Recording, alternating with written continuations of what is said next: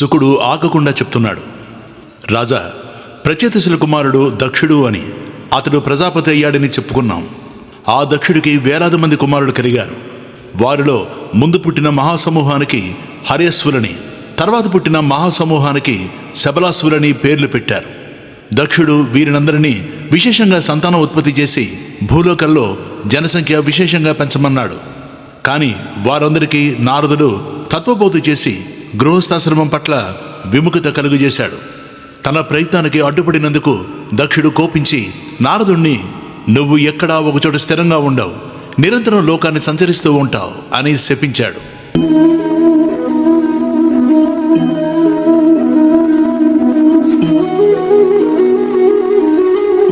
ఆ తర్వాత దక్షుడికి 60 మంది కుమార్తెలు కలిగారు.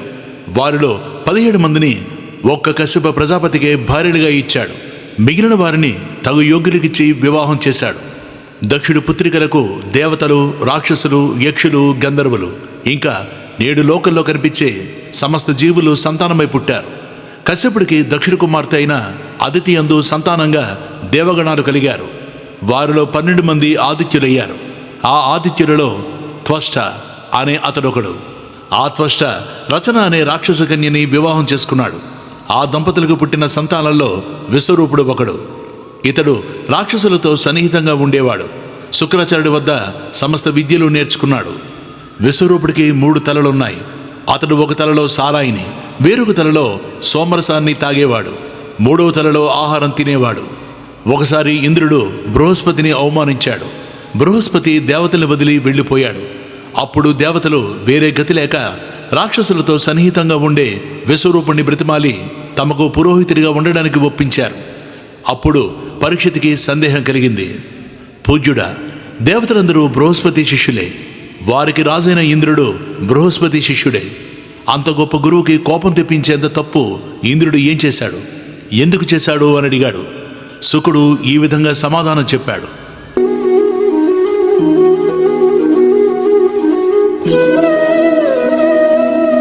ఒకరోజు ఇంద్రుడు స్వర్గంలో తన సభలో కొలువుదీరి ఉన్నాడు. సమస్త దేవతలు ఆ సభలో ఉన్నారు. వారందరి పీఠాల కంటే ఎత్తైన పీఠం మీద, ఉత్తమమైన సింహాసనం మీద ఇంద్రుడు ఆసీనుడై ఉన్నాడు. మహర్షులు, విద్యాధరులు, అప్సరసలు, కిన్నెరలు అతన్ని స్తోత్రం చేస్తున్నారు. ఆ సమయంలో బృహస్పతి సభకొచ్చాడు. బృహస్పతి కనబడగానే దేవతలే కాదు, రాక్షసులు కూడా లేచి నిలుచుని నమస్కరిస్తారు. అతడు సమస్త దేవగణాలకి, విశేషించి ఇంద్రుడికి పరమాచార్యుడు, జ్ఞాననిధి. అటువంటి బృహస్పతి సభలోకి రావడం ఇంద్రుడు చూశాడు. కానీ ఐశ్వర్యమతంతో ఉన్న ఆ దేవరాజు సింహాసనం నుంచి లేవలేదు. రాజు నిండు సభలో కొలువుదీరి ఉన్న తన గురువుని చూడగానే లేచి నమస్కరించాలి, సభలోకి ఆహ్వానించాలి, ఉచితాసనమిచ్చి సత్కరించాలి. ఇంద్రుడు ఇవేమీ చేయలేదు. అసలు ఆ మేధావిరాకను గుర్తించిన వాళ్ళ ప్రవర్తించాడు. బృహస్పతి ఏమీ మాట్లాడలేదు, కోపతాపాలు ప్రదర్శించలేదు. గిరుక్కున వెనక్కి తిరిగి సభ నుంచి బయటకు వచ్చేశాడు. ఐశ్వర్యము, అధికారము తలకెక్కిన వాళ్ళలో కలిగే వికారాలు ఆ దేవగురువుకి తెలుసు. ఆయన నోరు మెదపకుండా ఇంటికి వెళ్ళిపోయాడు. బృహస్పతి అలా వెళ్ళిపోవడం చూసి ఇంద్రుడు కలవరపడ్డాడు. అయ్యో, ఎంత పని జరిగింది! గురుదేవుడు వేదవేత్త, జ్ఞాననిధి, సదా మా శ్రేయస్సు కోరే పూజ్యుడు. ఐశ్వర్య మతంతో ఒక్క నిమిషం వివేకం కోల్పోయి ఆ గురువుని తిరస్కరించాను. చాలా పెద్ద తప్పు చేశాను. దీనిని వెంటనే సరిదిద్దుకోవాలి. నిర్మలమైన మనస్సుతో గురువుగారి పాదాల మీద శిరస్సు ఉంచి ఆయన్ని ప్రసన్నుని చేసుకుంటాను అనుకున్నాడు. బృహస్పతి ఇంటికి బయలుదేరాడు. ఇంద్రుడిలో కలిగిన పరివర్తన బృహస్పతికి తెలిసింది. కానీ అతడిలో గర్వం పూర్తిగా తొలగిపోయే వరకు తాను అతడికి కనబడకూడదు అనుకున్నాడు. యోగ బలంతో అదృశ్యమైపోయాడు. ఇంద్రుడు ఎంత వెతికినా గురువు కనబడలేదు. ఇంద్రుడికి గురువు రక్షణ లేదని రాక్షసులకు తెలిసింది. ఆ వార్త శుక్రుడికి చెప్పారు. అతడు వెంటనే స్వర్గం మీద దాడి చేయమని రాక్షసుల్ని ప్రోత్సహించాడు. గురువు మంత్రాంగము, రక్షణ లేకపోవడం వలన దేవతలు రాక్షసుల్ని ఎదుర్కోలేకపోయారు. యుద్ధంలో నిలవలేక దేవతలందరూ ఇంద్రుడి వెనక బ్రహ్మ వద్దకు పరిగెత్తారు. ఆ స్వయంభువు ఎదుట తలదించుకుని శరణ వేడారు.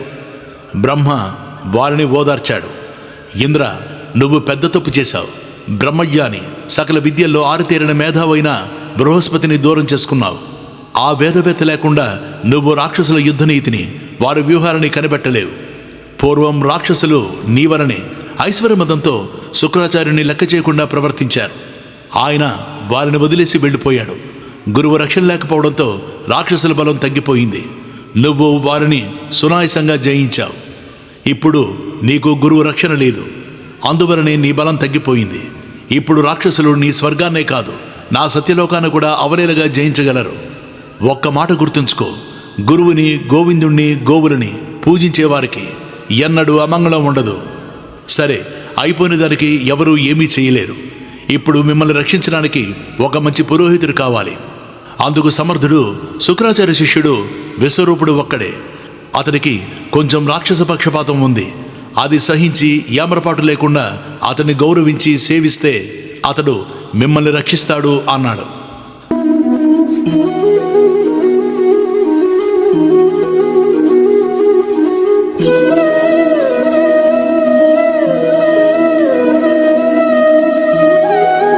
దేవతలు పరిగెత్తుకుంటూ విశ్వరూపుడు వద్దకు వెళ్ళారు.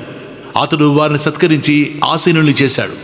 అప్పుడు ఇంద్రుడు ప్రేమ ఒలకబోస్తూ దీనంగా ఇలా అన్నాడు: నాయనా, మేము నీకు తండ్రుల వరుస అవుతాము.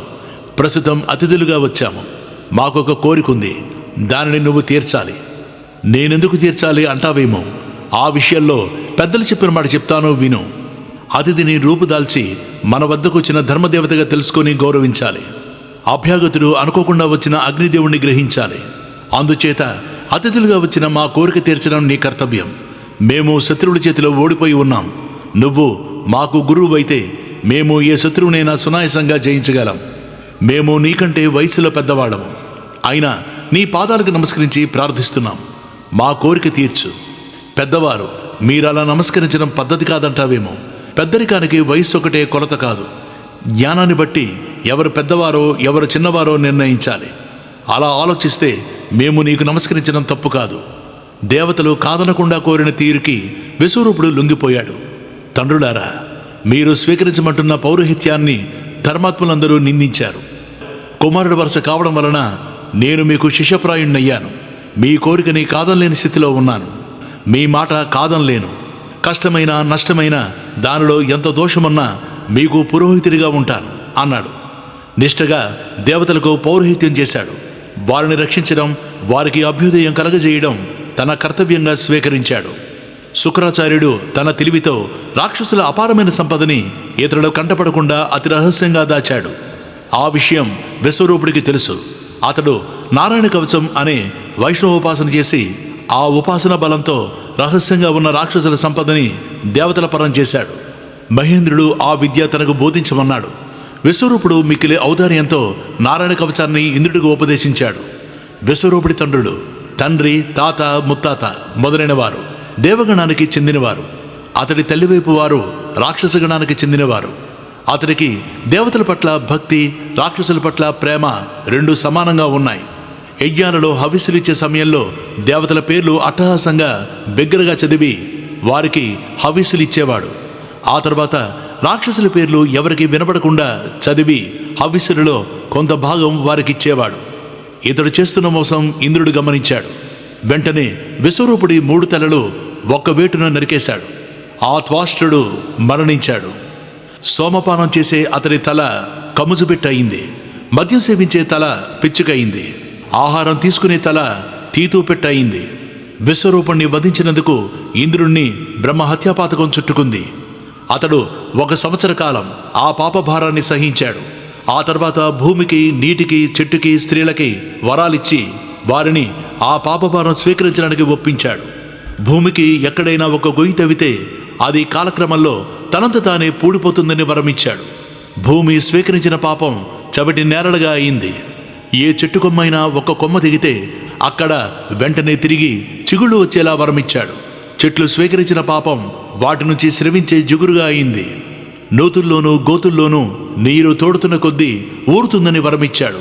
నీరు స్వీకరించిన పాపం నీటిలో బుడగలుగాను నురుగుగాను ఉంటుంది. స్త్రీలకు కామం దోషం కాదని వరమిచ్చాడు. వారు స్వీకరించిన పాపం వారికి నెల నెలా శ్రమించే రజస్ అయింది.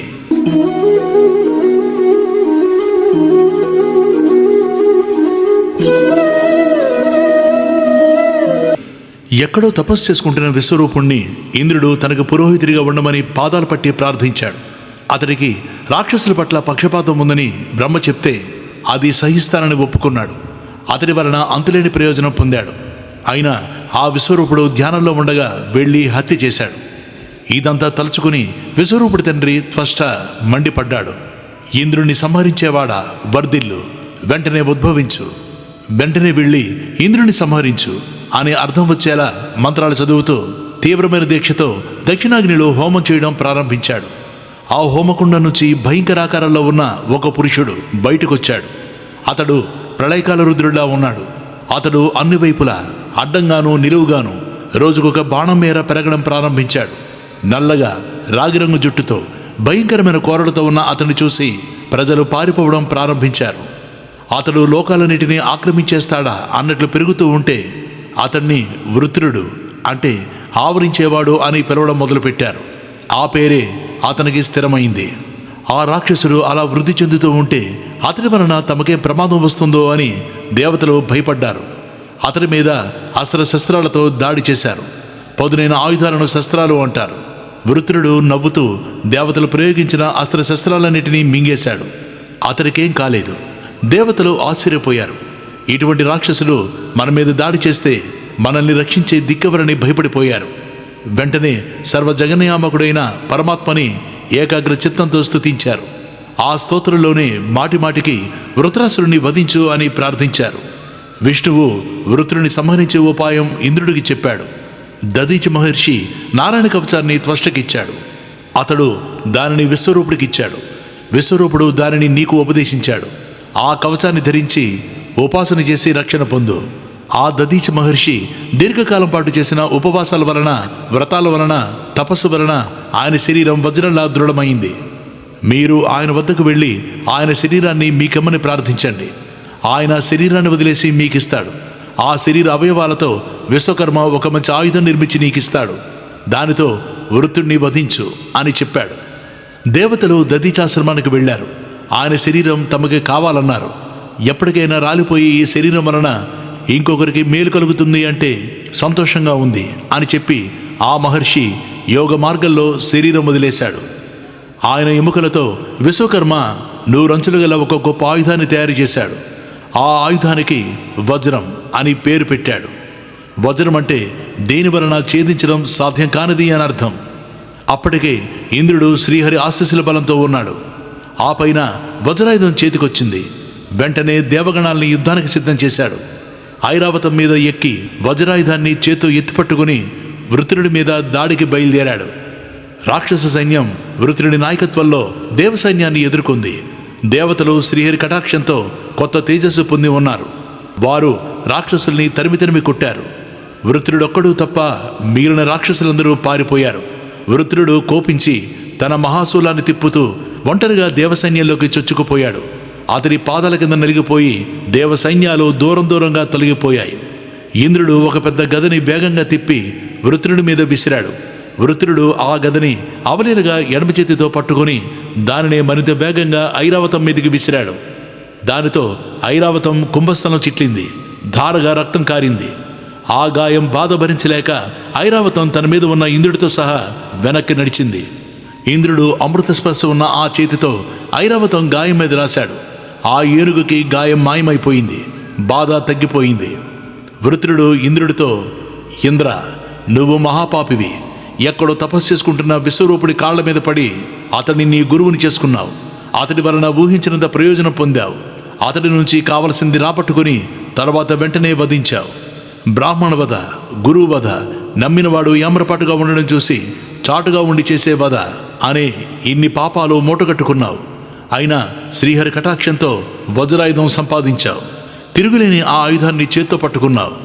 నారాయణ కవచం రక్షల్లో ఉన్నావు. శ్రీహరి దయ నీకు అండగా ఉంది.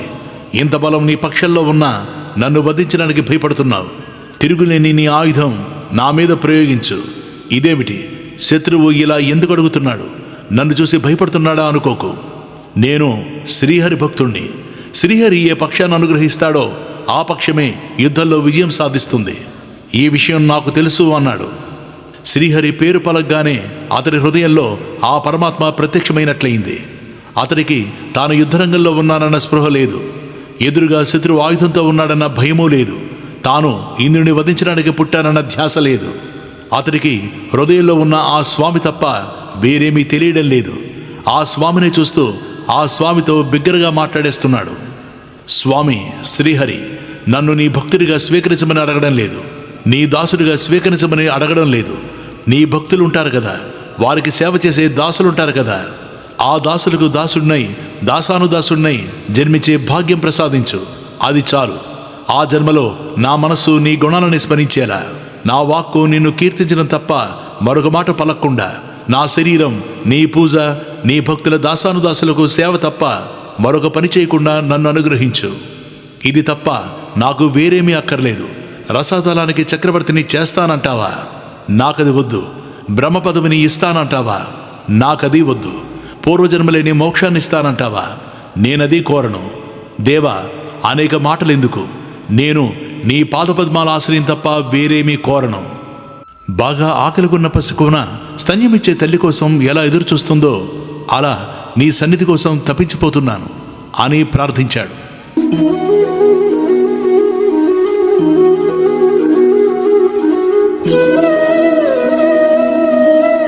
శ్రీహరి సాన్నిధ్యం పొందడానికి హోమకుండంలో పుట్టిన ఈ శరీరం ఆటంకమవుతోందని గ్రహించాడు. దానిని వదిలేయడానికి యుద్ధమే మంచి ఉపాయం అనుకున్నాడు. తన మహాశూలాన్ని వేగంగా తిప్పి ఇంద్రుడి మీద విసిరాడు. ఇంద్రుడు విజృంభించాడు. వృత్రుడి శూలాన్ని, ఆ శూలాన్ని విసిరిన భుజాన్ని వజ్రంతో ఖండించాడు. వృత్రుడు రెండవ చేత్తో ఒక ఇనుప పరిగెను తీసుకుని ఐరావతాన్ని కొట్టాడు. ఇంద్రుడికి తేరుకునే అవకాశం ఇవ్వకుండా అదే వేగంతో అతడి చెక్కిలి మీద కొట్టాడు. ఆ దెబ్బకి వజ్రాయుధం ఇంద్రుడి చేతి నుంచి జారి కింద పడింది. శత్రువు ఎదురుగా ఆయుధం జారవిడిచినందుకు ఇంద్రుడు సిగ్గుపడ్డాడు. వృత్రుడు అతన్ని యుద్ధం చేయమని, తనని వధించమని ప్రోత్సహించాడు. ఇంద్ర, ఇది సిగ్గుపడేందుకు దుఃఖించేందుకు సమయం కాదు. కింద పడిన ఆయుధం తీసుకో. నన్ను చూడు, ఒక భుజం పోయినా పట్టించుకోకుండా యుద్ధం చేస్తున్నాను. నీ ప్రాణం తీయడానికి ప్రయత్నిస్తున్నాను. నువ్వు అలాగే ఎదురుగా ఉన్న శత్రువుని నన్ను చూడు, విజృంభించి నన్ను వధించు అన్నాడు. అప్పుడు ఇంద్రుడు, నువ్వు సర్వం శ్రీహరికి అర్పించిన ధన్యుడివి. నీలో రాక్షస లక్షణాలు లేవు. నువ్వు రాక్షస రూపం దాల్చి వచ్చిన ఎవరో మహాపురుషుల్లా ఉన్నావు. శ్రీహరి పట్ల భక్తి అనే ఆనంద సాగరంలో ఈదులాడుతున్న నీకు స్వర్గం, మోక్షం వంటివి నీళ్లతో నిండిన చిన్న చిన్న గుంతల్లా కనిపించడం సహజం. అందుకే నువ్వు అవేవి వద్దన్నావు. శ్రీహరి పాదపద్మాలే ఆశ్రయించావు అని కింద పడిపోయిన వజ్రాయుధాన్ని అందుకున్నాడు. వెంటనే పరిగణ పట్టుకుని ఉన్న వృత్రుడి రెండవ భుజాన్ని ఖండించాడు. వృత్రుడు పెద్దగా నోరు తెరిచి ఇంద్రుడి వైపు వచ్చాడు. కింది పెదవి భూమిని, పై పెదవి ఆకాశాన్ని తాకుతున్నాయా అనిపించేలా నోరు తెరిచి అతడు ఇంద్రుడి వైపు వేగంగా కదిలాడు. ఇంద్రుడిని మింగేశాడు. ఇంద్రుడు వజ్రాయుధంతో అతడి కడుపు చీల్చి బయటకొచ్చాడు. అదే ఆయుధంతో అతడి శిరస్సు ఖండించాడు. వృత్రుడి నుంచి ఒక దివ్యజ్యోతి బయలుదేరి సమస్త లోకాలను దాటుకుని వెళ్ళి పరమాత్మలో ఐక్యమైంది. అయితే వృత్రుడిని వధించినందుకు ఇంద్రుడు ఆనందించలేదు. ముఖం ప్రసన్నం కాలేదు. అతడు ఆలోచనలో మునిగిపోయాడు అని శుకుడు వృత్రాసుర సంహార వృత్తాంతం చెప్పాడు. పరీక్షితికి సందేహం వచ్చింది. జాలపాలం కషత్కంఠమాలం శరచంద్రబాలం మహాదైత్యకాలం నభో నీలకాయం దురావారమాయం సుపద్మా సహాయం భజేహం భజేహం సదాంబోధివాసం గలత్పుష్పహాసం జగత్సన్నివాసం శతాదిత్యభాసం గదాచక్రశస్త్రం లసత్పీతవస్త్రం హసచారువక్త్రం భజేహం భజేహం రమాకంఠహారం శృతివ్రాతసారం జలాంతర్విహారం ధరాభారహారం చిదానందరూపం మనోజ్ఞస్వరూపం ధృతానేకరూపం భజేహం భజేహం